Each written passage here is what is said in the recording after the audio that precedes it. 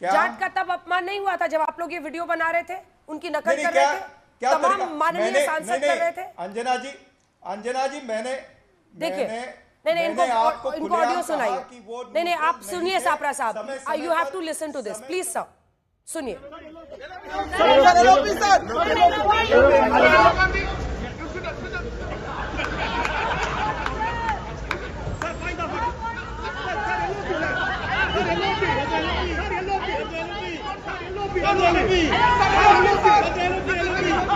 Mr. Raj, you are a lawyer. I am a lawyer. You are a lawyer. I am a lawyer. You see, Mr. Nariman is not a good lawyer. How many cases you know? I have done in Supreme Court. I have done in Supreme Court. You are a lawyer. I am a lawyer. I am great. Must understand. My spine is so straight.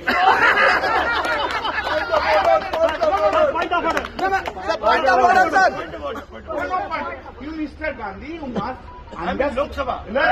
मुझे आजकल ये भी देखना पड़ रहा है कितना झुकूं, किसके सामने झुकूं, फोटोग्राफर कहां से क्या ले रहा है, कौन इंस्टाग्राम पर डाल देगा, कौन ट्विटर पर डाल देगा, कौन मेरी रीढ़ की हड्डी को तय करने लगेगा।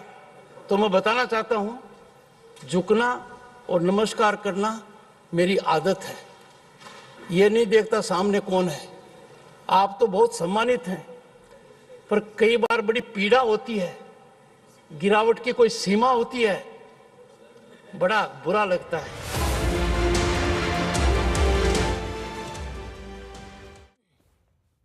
अब इस पर एक जवाब दीजिए कि उस दिन आप लोग क्या जाट समुदाय का सम्मान कर रहे थे? हाँ, देखिए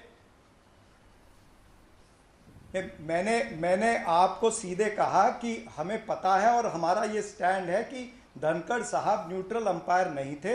कई बार उन्होंने पक्षपाती वो रहे हैं और हमेशा उन्होंने भारतीय जनता पार्टी और आरएसएस की जो आइडियोलॉजी है या उनका जो एक प्रोसेस है उसको उन्होंने संरक्षण दिया और उन्होंने हमेशा डट करके बीजेपी के साथ में वो खड़े रहे हैं, वो न्यूट्रल नहीं नजर आए हैं। तो जब ऐसी बात होती थी तब निश्चित रूप से हमारे लोगों ने भी उनका विरोध किया होगा। तो ये तो कार्यप्रणाली जो लोकतंत्र की है, जो पार्लियामेंट के अंदर है, वो चलती रही है। तो इसमें कोई बड़ी, लेकिन जिस तरह से इन्होंने उनको राजीनामा लिया या राजीनामा उन्होंने दिया, जिसकी परतें अभी आने वाले समय के अंदर खुलेंगी, ये सवाल तो आप भी पूछ रहे हैं ना, ये तो खाली विपक्ष नहीं पूछ रहा, ये तो सारा मीडिया भी इनसे पूछ रहा है, लेकिन ये जवाब नहीं देते।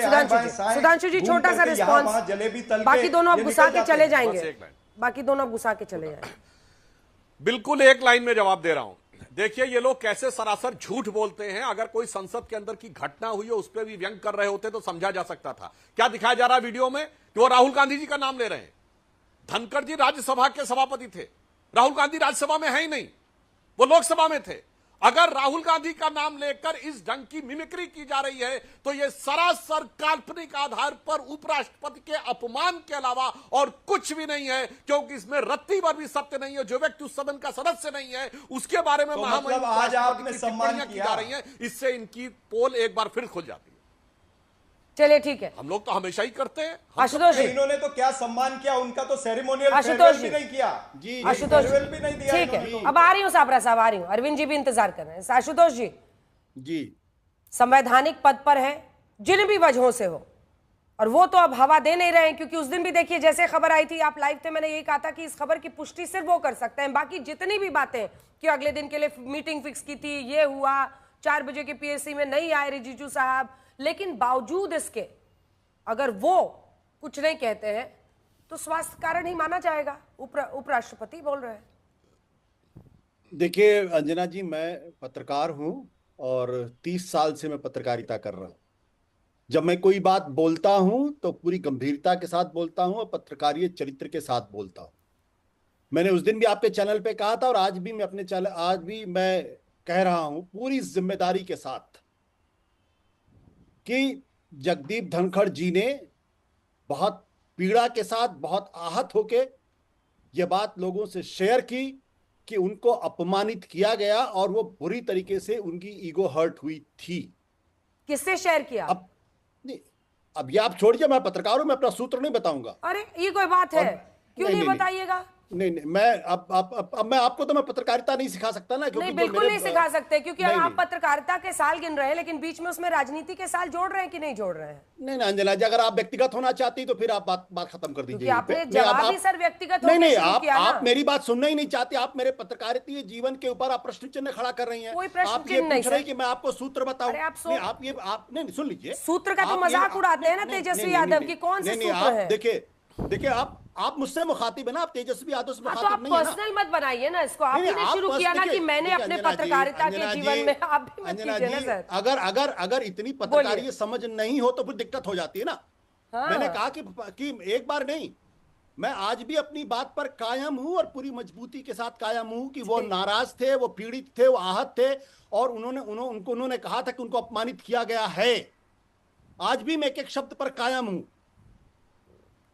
मैं उससे हट नहीं रहा हूं। चलिए ठीक है, चलिए अरविंद जी, अरविंद जी, हाँ अरविंद जी, वो कह रहे बात को ले नाराज के, हाँ नाराज हो, बोलिए 2 लाइन में पूरा कीजिए। हाँ हाँ, प्रश्न इस बात को लेकर यह है कि उपराष्ट्रपति के पद पर बैठा हुआ कोई व्यक्ति अगर अचानक इस्तीफा देता है, स्वास्थ्य कारणों से अगर इस्तीफा देता है, तो मैं ये मानता हूं कि सुधांशु त्रिवेदी जी और राजनाथ सिंह इस संसद के अंदर सबसे शालीन विनम्र व्यक्तियों में से हैं।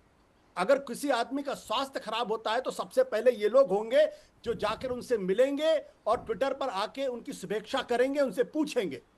लेकिन मैं देख रहा हूं कि देवेंद्र फडणवीस के नाम पर तो शुभकामनाएं दी जा रही हैं, उनकी भूरी भूरी प्रशंसा की जा रही है, लेकिन ना तो सुधांशु जी ने कोई बात ट्विटर पर लिखी है और ना ही राजनाथ जी ने लिखी है, सिर्फ प्रधानमंत्री जी ने लिखी है। ये क्या दर्शाता है? इससे साफ पता चलता है कि कहीं ना कहीं कुछ गड़बड़ है। अन्यथा खुद सुधांशु जी फलों की टोकरी लेकर उनके पास जाते, उनका स्वास्थ्य पूछते और उनको बुके देते। ठीक है, इसी का जवाब सुधांशु जी से ले लेते हैं, फिर अरविंद जी आपके पास आएंगे। सुधांशु जी, आपको विनम्र होने का सर्टिफिकेट तो आज मिल गया, लेकिन आप फल की टोकरी लेके अभी तक नहीं गए, इसका जवाब दीजिए।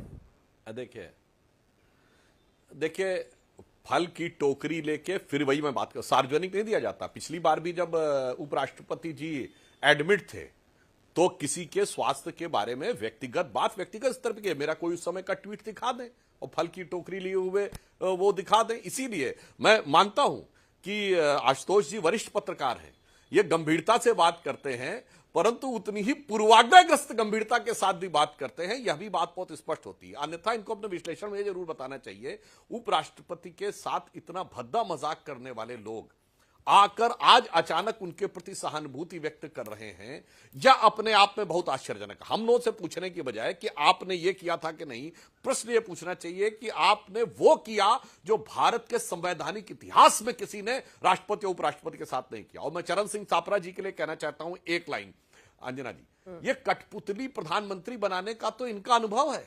श्री पीवी नरसिम्हा राव भी कठपुतली दृष्टिकोण से ही बनाए गए थे, इसे कोई अच्छा माने या बुरा। श्री राजीव गांधी भी इसी दृष्टि से बनाए गए थे, 2 साल का अनुभव था उनको केवल। इंदिरा गांधी भी उंगली गुड़िया के लिए बनाई गई थी, और जवाहरलाल नेहरू भी सारी कांग्रेस समितियों के विरोध के बावजूद इसीलिए बनाए गए थे, क्योंकि इनके दिमाग में कठपुतली ऐसी बैठी हुई है, तो इनकी परंपरा है, इसलिए इनको सदैव ये नजर आता। हमारे यहां नैसर्गिक नेतृत्व उभरता है, अटल जी से लेकर मोदी जी तक। ठीक है, इसका चूंकि डायरेक्टली आपको बोला है, वो कह रहे हैं आप वन साइडेड होकर बात करते हैं, इनको बताते नहीं है कि ये लोग उनका मजाक उड़ाते थे और आज शुभ चिंतक बन गए हैं, इंपीचमेंट ला रहे थे उनके खिलाफ। पहली बात तो सुधांशु जी इसको अच्छी तरीके से जानते हैं कि मिमिक्री एक क्रिएटिव विधा है, कार्टून बनाना एक क्रिएटिव विधा है। ये किसी का अपमान नहीं होता। अगर कोई आदमी उसको अपमान के तौर पर लेता है, इसका मतलब या तो ना तो मिमिक्री को समझता है, ना ही कार्टून बनाने की परंपरा को समझता है। दूसरी बात, मैं सुधांशु जी से एक सवाल पूछना चाहता हूं। सुधांशु जी, धनखड़ साहब ने नहीं लिया था ना आशुतोष जी? अरे सुन लीजिए। अरे धनखड़ साहब ने नहीं लिया था। आप जिस दर्द की बात कर रहे हैं, अगले दिन की उनकी बाइट हमने सुनाई, बहुत दर्द में थे। उन्होंने कहा मेरी रीढ़ की हड्डी कितना झुकना है, नहीं झुकना है, ये उन्होंने खुद कहा था। देखिए धनखड़ जी क्या कह रहे हैं, इसीलिए तुमको इस्तीफा देना पड़ गया ना। जवाहरलाल नेहरू ने एक जमाने में जितने कार्टूनिस्ट होते थे उनका सम्मान करते थे और कहते थे आप जितना बेहतरीन और जितना मजाक मेरा उड़ाएंगे मुझे अच्छा लगेगा। लेकिन सुधांशु जी एक से सवाल पूछना चाहता हूं, वो कब जाएंगे धनखड़ जी के यहाँ उनका स्वास्थ्य पूछने के लिए? कब जाएंगे उनके यहाँ? और जाने के बाद अपनी और धनखड़ जी की फोटो कब ट्विटर पे डालेंगे? धनखड़ जी की फोटो आपके साथ, उनकी फरमाइश है, जल्दी बताइए, फिर अरविंद जी जवाब देंगे। बस एक लाइन में देखिए, आशुतोष जी ने कहा कि किसी की मिमिक्री करना क्रिएटिव वो है, मगर उसके लिए कार्टूनिस्ट होना चाहिए। जैसे आपने बतौर पत्रकार कहा कि आप अपना सूत्र नहीं बताएंगे, सही है, आपका अधिकार है क्या आप अपना सूत्र नहीं बताएंगे? पर यही सरकार का अधिकारी होगा तो वो नहीं कह सकता, अपने किसी व्यक्ति से पूछा जाए कि आप सूत्र नहीं बताएंगे। तो उसी प्रकार क्या कल्याण बनर्जी और जितने लोग वहां खड़े थे वो कार्टूनिस्ट थे? और क्या संसद भवन कार्टून बनाने की जगह है? आप अखबार में निकालते कार्टून गलत चीज और एक नहीं है। कार्टूनिस्ट के रूप में लिखते तो कोई बात नहीं थी। इसीलिए मैं बताना चाहता हूं कि हर चीज का एक प्रसंग और एक मर्यादा होती है, और व्यंग भी यथार्थ पे किया जाता है। राहुल गांधी उस संसद के सदस्य नहीं है जिनको लेकर मजाक उड़ाया जा रहा था, इससे साफ होता था। और उसके ऊपर जब आहत हुए उपराष्ट्रपति, कितने लोग उनसे क्षमा मांगने गए? बताइए आप, विपक्ष के कितने लोगों ने उनसे संवेदना व्यक्त की कि साहब हम तो क्रिएटिव कार्टूनिज्म दिखा रहे थे, ये तो क्रिएटिविटी थी, आप इससे हर्ट हुए तो इसके लिए हम खेल चैलेंज करके पूछता हूं, बताइए कितने लोगों ने किया था? क्रिएटिविटी नहीं थी, वो उपराष्ट्रपति का अपमान करने के लिए किया गया था। सुधांशु जी, देश का दुर्भाग्य है कि आर के लक्ष्मण जैसे कार्टूनिस्ट आज नहीं है, क्योंकि हो भी नहीं सकते। अगर वो होते तो उनको जेल जाना पड़ता, क्योंकि उनकी क्रिएटिविटी को समझने की क्षमता भारतीय जनता पार्टी के लोगों में शायद नहीं है। क्रिएटिविटी थी जो उस दिन सीढ़ियों पर चल रही थी, और जो अगले दिन के बाद अरविंद जी बोले पहले। अरविंद जी, आशुतोष जी हमारे मित्र हैं, लेकिन इनको ये मुझे जानकारी है कि इनकी जड़ें बीजेपी और आरएसएस में नहीं है। जब इनकी जड़ें ही नहीं है तो इनके पास सूत्र क्या काम करेंगे? तो जड़ें क्यों होनी चाहिए? और कयास लगाना उचित नहीं है। जड़ें क्यों होनी चाहिए वाजपेयी जी? कयास क्यों लगाएंगे? कयास क्यों लगाएंगे, ये भी तो सवाल है ना। जब एक आदमी ने अपने रिजिग्नेशन लेटर में लिख दिया कि स्वास्थ्य कारणों से मैं कयास नहीं लगा रहा हूं, तो उसके बावजूद भी कयास दूसरा इसीलिए मैंने जड़ों की बात की, जानबूझ के जड़ों की बात की, क्योंकि सूत्र तो आजकल क्या कहा जा रहा है सूत्रों को वो आप भी समझ आए। हम उस पर नहीं जा रहे, हम जा रहे हैं महाराष्ट्र के मुद्दे पे। अभी सपना साहब ने 15-20 मिनट महाराष्ट्र पे बोला, लेकिन इनसे पूछिए कि हाईकोर्ट में 2 दिन बहस हुई इसी महाराष्ट्र के वोटर पढ़ने पे और डिलीट होने पे, या वोट के घंटों के बाद उसके वोट पढ़ने पे। क्या हुआ उसमें? हाई कोर्ट में पिटीशन डिसमिस कर दी और स्ट्रक्चर पास किए, और साथ में यह भी कहा कि टाइम हाई कोर्ट का बर्बाद किया गया है। तो जब ये supreme court, high court, judicial verdict आने के बाद भी आप उसी पॉइंट पर लड़े रहेंगे तो इसकी क्या वैलिडिटी है? अब आइए एसआईआर पे, पार्लियामेंट क्यों नहीं चलने दे रहे? मैं उत्तर जब दूंगा ऑपरेशन सिंदूर पे टाइम फिक्स हो गया, डे फिक्स हो गया कि 16 घंटे उसके लिए, 9 घंटे उसके लिए, तो उसके बाद क्या रह गया? इसके बाद दूसरा आइए एसआईआर पे। SIR matter related to election commission of India. क्या इलेक्शन कमीशन ऑफ इंडिया को गवर्नमेंट डिफेंड करेगी? Election commission of India constitutional body है, नंबर 1, वो पार्लियामेंट में डिस्कस नहीं होगा, और यही सरकार ने कहा है। और दूसरा, एसआईआर का मैटर सुप्रीम कोर्ट में पेंडिंग भी है। और तीसरा, आज बिहार में विधानसभा में पूरे दिन इस पर डिस्कशन चली है। तो मतलब क्या आप क्या चाहते क्या है? लोकतंत्र में विपक्ष की जो जिम्मेवारियां हैं, क्या आप उनको सही ढंग से निभा रहे हैं? क्या आप लोकतंत्र की मर्यादाओं को तार तार नहीं कर रहे हैं? क्या हंगामा करना सिर्फ एक मकसद है? अगर आप जब प्रोटेस्ट करना, मान लिया आपकी बात, डेमोक्रेसी में प्रोटेस्ट अलाउ है, आप अपना विरोध दर्ज करा सकते हैं, जाइए लोकसभा या राज्यसभा में 5 मिनट अपना प्रोटेस्ट कीजिए, उसके बाद सबसे अच्छा वैसे बता रही बीच में अरविंद जी, सबसे अच्छा आप ही की पार्टी का है। सुनिए ना अरविंद जी, सबसे अच्छी आप ही की पार्टी का है। ये बीजेपी वाले जब कांग्रेस की सरकार थी तो ये वेल में रहते थे, फिर जब बीजेपी की सरकार आई तो कांग्रेस वाले वेल में रहते हैं, लेकिन आप हमेशा सत्ता पक्ष के ही तरफ रहे, तो आपकी पार्टी का बड़ा अच्छा है। इस पर दरअसल बोलने का अधिकार सिर्फ आप नहीं है। अंजना जी आपने डाइल्यूट कर दिया। अंजना नहीं, पर यही है सर किस्सा, आपने डाइल्यूट कर दिया। नहीं, यही किस्सा मेरा है बड़ा सर, गंभीर मामला है। जो विपक्ष में रहता है वो वेल में रहता है इस देश में। मेरा किस्सा नहीं चल रहा है। देखिए 15 करोड़ रुपए खर्च होते हैं 10 घंटे की प्रोसीडिंग्स में, 2.5 लाख रुपए खर्च होते हैं 1 मिनट में, तो इसका कौन जिम्मेवार है? ठीक है, पार्लियामेंट मेंबर ऑफ पार्लियामेंट साहब जल्दी से जवाब दीजिए। माफ करना, ऑपरेशन सिंदूर पर तो टाइम फिक्स हो गया। अगर आप चैनल पे नहीं आएंगी तो आपको सैलरी मिलेगी क्या? नहीं मिलेगी सर, एकदम नहीं मिलती। अरे हम लोग को तो पंच इन पंच आउट करना पड़ता है, 30 दिन घर से बाहर रह के लगातार आपको कवरेज करना है, उसमें भी 9 घंटे ही गिने जाते हैं रोज के। तो आप तो और नौकरी यहाँ 12 घंटे 15 घंटे चलती है, और ये लोग 35 मिनट में सारी सैलरी ले जाते हैं। हम यही कह रहे हैं कि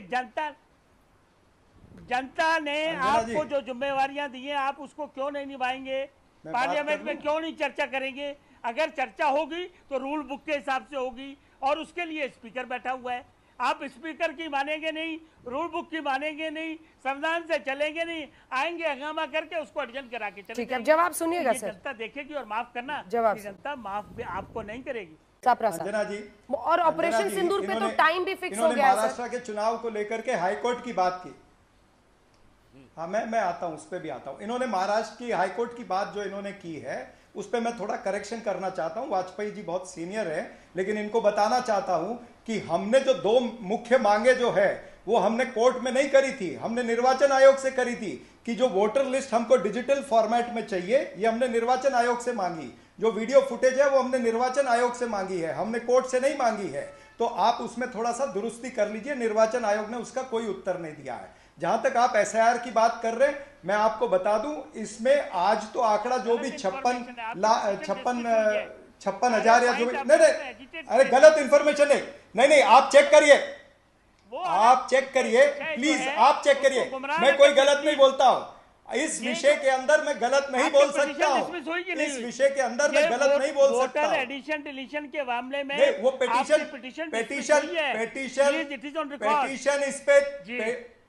इस पे नहीं, पेटिशन में ये नहीं था कि हमको फुटेज नहीं दे रहे हैं, वीडियो फुटेज नहीं दे रहे हैं। पेटिशन में ये नहीं था कि हमको डिजिटल वोटर लिस्ट नहीं दे रही है, याद रखिएगा। तो दूसरी बात, आगे मैं एसआईआर पे आता हूं। एसआईआर की जहां तक आप बात कर रही है, सारी प्रणाली में आप देखेंगे कि करीबन 1 करोड़ तक ये फिगर पहुंचने वाला है जिनके नाम वोटर लिस्ट में नहीं आने वाले हैं। और ये जमीनी हकीकत जो है ना, वो कागजी जो आपके आंकड़े हैं या निर्वाचन आयोग के आंकड़े हैं उससे बहुत अलग होने वाली है। मैं ये इसीलिए पहले आपको ये सूचना देता हूं कि ये इलेक्शन कमीशन और भारतीय जनता पार्टी की साठगांठ है। कहीं ना कहीं निर्वाचन आयोग जो है वो भारतीय जनता पार्टी को एक कस्टमाइज्ड बीजेपी की लिस्ट बनाने में मदद कर रहा है। ये टारगेटेड बूथ कैप्चरिंग है। टारगेटेड बूथ कैप्चरिंग महाराष्ट्र में छोटे पैमाने पर हुई थी, बिहार के अंदर बड़े पैमाने पर होने जा रही है। इसलिए विपक्ष जो है वो आवाज ऊपर कर रहा है, सड़क से संसद तक लड़ रहा है कि जो पार्लियामेंट्री प्रोसीजर के अंदर जो हमारी ताकत है विपक्ष की, उसके तहत हम जनता की अदालत में, हम सुप्रीम कोर्ट में भी गए हैं, जनता की अदालत में भी हम आवाज उठा रहे हैं कि ये प्रक्रिया जो आनन फानन में हो रही है, जो मात्र 25 दिन में हो रही है, जिस प्रक्रिया को कम से कम 3 महीने 6 महीने लगते हैं या इतना समय मिलना चाहिए, उस प्रक्रिया को सुधांशु जी इस पर जवाब दीजिए। और फिर जो आशुतोष जी ने पूछा धनखड़, ठीक है सर, आप ही की बात पूछ रहे हैं क्योंकि अब वही बात बार बार बोली जा रही है। सुधांशु जी, एसआईआर पर आप लोग सदन में बहस के लिए तैयार क्यों नहीं? आपने ऑपरेशन सिंदूर के लिए दिया, आप एसआईआर पर बहस को तैयार क्यों नहीं है? और आशुतोष जी फिर कह रहे हैं कि उनका सोर्स पक्का है। जवाब दीजिए कि आप उनकी सेहत की आप लोग कामना क्यों नहीं कर रहे? देखिए, अच्छी सेहत। मैं टेक्निकल बात सापरा साहब से कहता हूं कि कितने समय सीमा के अंदर ही सीसीटीवी फुटेज मांगे जा सकते हैं, कृपया यह देश को बताएं और फिर बताएं कि आपने समय सीमा के अंदर मांगे हैं या समय सीमा गुजरने के बाद शरारत के लिए मांगे। आपने अमेंड कर दिया। जैसे वीवीपैट मिलान की डिमांड की जा सकती, उसकी समय सीमा चंद दिन। जवाब दीजिए ना लीगली कि 10 महीने के बाद, आपको पता है 10 महीने के बाद सीसीटीवी फुटेज किसी के पास नहीं होती है, इसलिए मैंने बवाल करने के लिए मांगा। और मैंने आपसे पूछा कि 1 लाख आपके बूथ पे 10 महीने उन्होंने क्यों नहीं एक भी फोटो डाली? उनके मोबाइल में एक भी फोटो क्यों नहीं है? अब मैं दूसरा भी बताना चाहता हूं। अरे भाई काहे परेशान है? अभी आपने कहा कि 1 करोड़ लोग जो है वो कर दिए जाएंगे। इसका मतलब मैं दर्शकों से कहना चाहता हूं, कांग्रेस और इंडी गठबंधन को 1 करोड़ घुसपैठियों के वोटों के ऊपर भरोसा है। अन्यथा 51 लाख अब तक डिस्क्वालीफाई हो चुके हैं। तो 51,000 का अगर कोर्ट जाइए तो फिर कहिए मेरे पास ये कागज है, ये गलत किया गया। पॉइंट नंबर 3 कर रही है, बताइए ना। किसी संवैधानिक जलेबियां तल रही है क्या? घुसपैठिया आए कैसे? संसद के अंदर नहीं किया जा सकता। देखिए फिर बीच में बोलने लगे। सबको समझ में आता है, अगर आपको अनकंफर्टेबल फैक्ट हो तो ऐसे ही बोलना पड़ता है। अब मैं बताना चाहता हूं, किसी संवैधानिक संस्था की प्रक्रिया का विवेचन संसद में नहीं हो सकता। कल के दिन आप कहेंगे सुप्रीम कोर्ट में कोई केस चल रहा है, वो केस सही हुआ था या गलत, क्या संसद में विवेचन हो सकता है? नहीं हो सकता। उसी ढंग से जैसे सुप्रीम कोर्ट एक संवैधानिक संस्था है, वैसे ही इलेक्शन कमीशन ऑफ इंडिया एक संवैधानिक संस्था है, उसके कार्यों का विवेचन नहीं हो सकता। अन्यथा मुझे संविधान की वो धारा बता दे जिसके तहत न्यायालय या चुनाव आयोग के कार्य का विवेचन हो सकता, तो बताएं। इसीलिए इनका सिर्फ एक ही मामला है। देखिए, ये कह रहे हैं नियम 267 में बहस कराइए, यानी सारा कार्य रोककर बहस कराइए और जवाब प्रधानमंत्री से दिलवाइए, जबकि प्रधानमंत्री विदेश में है। हमने कहा अगले हफ्ते कराएंगे, नहीं संसद नहीं चलने देनी है। अरे भाई तुम्हारा स्टेटमेंट ही अपने आप में इनफ्रक्चुअस है। जब प्रधानमंत्री बाहर हैं तो आप कैसे कह रहे हैं प्रधानमंत्री का स्टेटमेंट कराइए? इसलिए इनका एक ही सिद्धांत है कि कोई सूरत बदलना मेरा मकसद नहीं है, मेरा मकसद है हर कदम पे हंगामा होना चाहिए। सापरा साहब,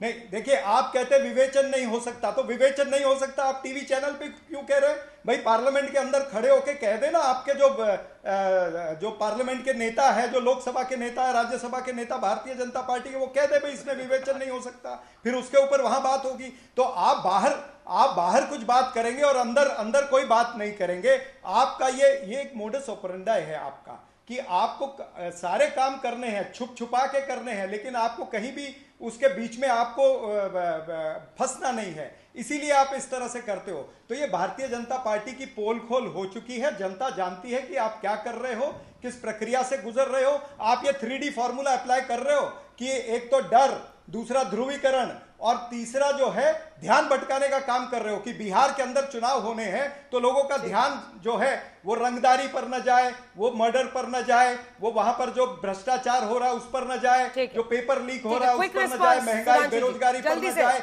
यानी मूल मुद्दों पर चर्चा न हो, आप ध्यान भटकाने का काम कर रहे हो। बस एक लाइन में, 2 लाइन में देखिए, इन्होंने जो छुपते छुपाते बोला अंजना जी, तो मुझे याद आया यूपी बिहार में कहावत होती गांवों में, नेहुरे नहुरे कहूं ऊंट की चोरी।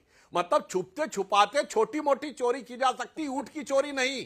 और ये जो ऊंट की चोरी कर रहे थे लाखों करोड़ों वोटर वाली, वो ऊंट पकड़ लिया गया है, इसलिए बड़ी छटपटाहट हो रही है। इसी कहावत से अगर आप लोग सब इकट्ठा होते हैं तो आशुतोष 2 लाइन में इसी कहावत से शुरू करेंगे बहस। आशुतोष जल्दी बोलिए, सिर्फ एक लाइन। चलिए म्यूट कर लिया आपने, चलिए इसी में टाइम निकल गया। आप सभी का बहुत धन्यवाद।